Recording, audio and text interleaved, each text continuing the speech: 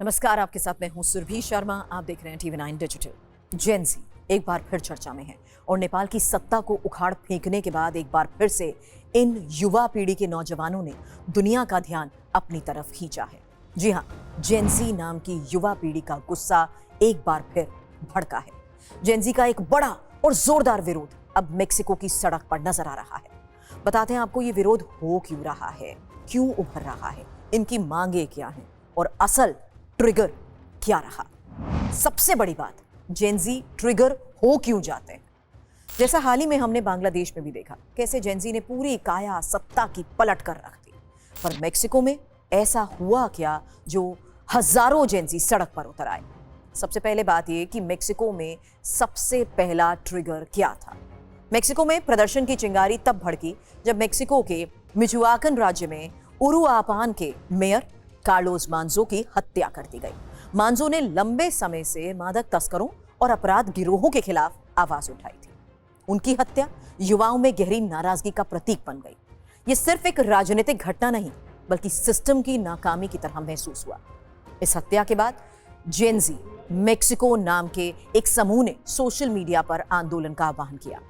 यह गुस्सा एक मेयर की सार्वजनिक हत्या के बाद और भड़क गया। मेक्सिको के पश्चिमी राज्य मिचुआकन में 1 नवंबर को उरुआपन के मेयर कार्लोस मंजो की एक प्रोग्राम के दौरान गोली मारकर हत्या कर दी गई थी।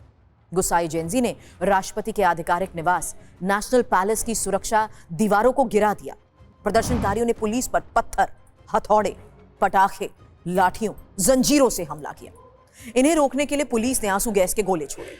राजधानी के सुरक्षा सचिव पाब्लो वस्कोएज ने द इंडिपेंडेंट को बताया कि प्रदर्शन में 120 लोग घायल हुए, जिनमें से 100 पुलिस अधिकारी हैं। वहीं 20 लोगों की गिरफ्तारी हुई।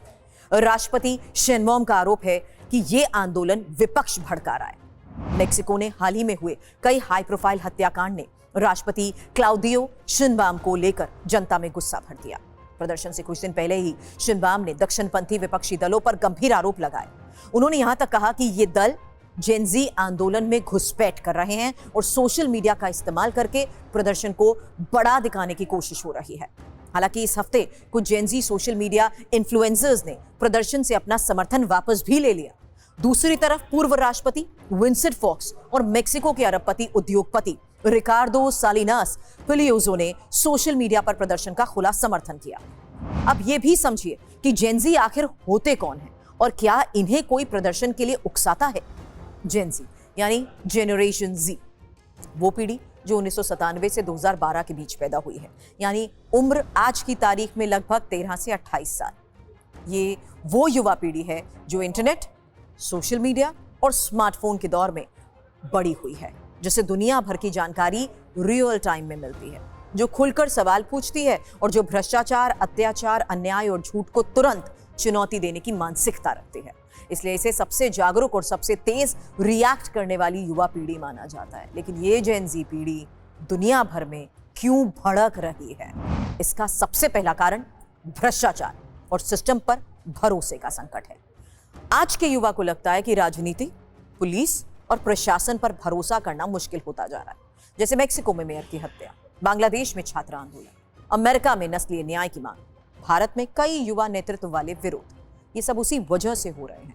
युवा अब पुराने सिस्टम को स्वीकार करने के लिए तैयार नहीं। दूसरा कारण बेरोजगारी और आर्थिक दबाव। जेन ज़ी सबसे ज्यादा बेरोजगारी और कमाई के दबाव का सामना करते हैं और वैश्विक मंदी, बढ़ती महंगाई और सीमित अवसर, इन सब मसलों ने युवा को बेचैन कर दिया है।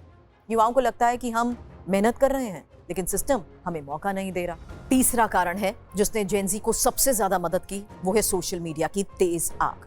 टिकटॉक, इंस्टाग्राम, एक्स, यूट्यूब, यही जेन ज़ी के हथियार हैं। एक वीडियो, एक पोस्ट, एक हैशटैग और आंदोलन पूरी दुनिया में फैल जाता है। जेन ज़ी की यही ताकत है, आवाज उठाने में उन्हें 1 सेकंड भी नहीं लगता। मेक्सिको में जेन ज़ी की मांग है कि सुरक्षा और स्वास्थ्य व्यवस्था बेहतर हो। इस साल कई देशों में जेन ज़ी युवा असमानता, लोकतंत्र की गिरावट और भ्रष्टाचार के खिलाफ सड़क पर उतरे हैं। नेपाल में सितंबर में सोशल मीडिया बैन के बाद बड़ा प्रदर्शन हुआ, जिससे प्रधानमंत्री को इस्तीफा देना पड़ा। मेक्सिको में भी युवा भ्रष्टाचार और हिंसक अपराधों में मिल रही छूट से परेशान हैं। 29 साल के बिजनेस कंसल्टेंट एंड्रेस मासा ने कहा, हमें ज्यादा सुरक्षा चाहिए।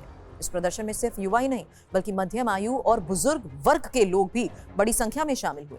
वही विरोध में जेनजी जापानी कॉमिक्स वन पीस के कैरेक्टर लूफी को अपना प्रतीक बना रहे हैं। प्रदर्शनकारियों के हाथ में खोपड़ी वाली टोपी का निशान देखा जा रहा है, जो लूफी की पहचान है।